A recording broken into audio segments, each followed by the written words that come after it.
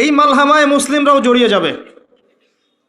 কারণ বিশ্ব এখন একটা, যেটা আমরা বলি যে গ্রামের মতো, ভিলেজ, একটা ওয়ার্ল্ড ভিলেজ, বিশ্ব একটা গ্রামের মতো হয়ে গেছে এখন। একদিকে ঢিল পড়লে আর একদিকে এর প্রভাব পড়বে।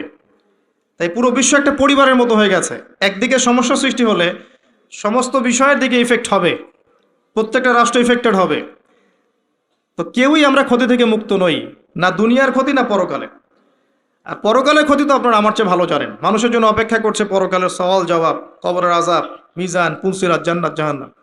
ইন্নাল ইনসানা লাফি খুসর। তারপরেও মনে হয় আমাদের চালচলন দেখলে যে ক্ষতি আমাদেরকে স্পর্শ করবে না। আমাদের ব্যাপারটা অনেকটা এমন যে আরে অন্যদিকে কি হয় হোক, আমি তো ভালো আছি। যখন সব কিছু নষ্ট হয়ে যায় তখন নিজেও ভালো থাকা যায় না। থাকা যায়?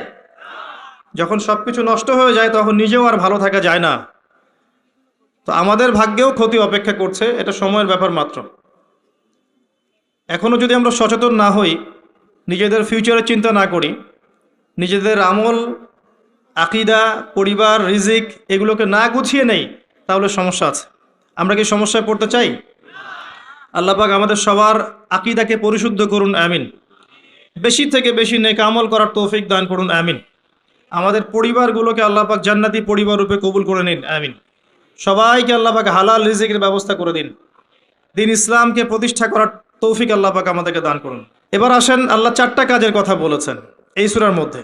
ইল্লাল্লাযীনা আমানু ওয়া আমিলুস সলিহাত ওয়া তাওয়াসাউ বিল হক ওয়া তাওয়াসাউ বিস সবর। এই 4টা কাজ যে মুমিনরা করতে পারবে, মুসলিমরা করতে পারবে, আল্লাহ পাক তাদেরকে ফিতনা থেকে বাঁচিয়ে রাখবেন ইনশাআল্লাহ তাআলা। 1 নম্বর কাজ ঈমান। ঈমানের পিলার কয়টা? কয়টা? 3টা? 6টা? কয়টা?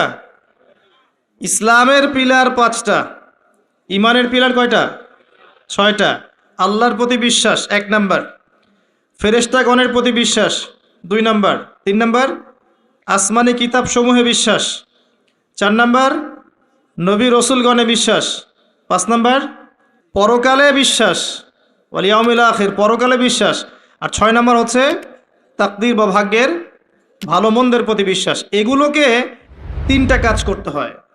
মনে বিশ্বাস করতে হয়, মুখে স্বীকৃতি প্রদান করতে হয়, এবং কাজে বাস্তবায়ন করতে হয়। কেউ যদি খালি বলে, মুখে বলে লা ইলাহা ইল্লাল্লাহ, কাজ নাই, চলবে?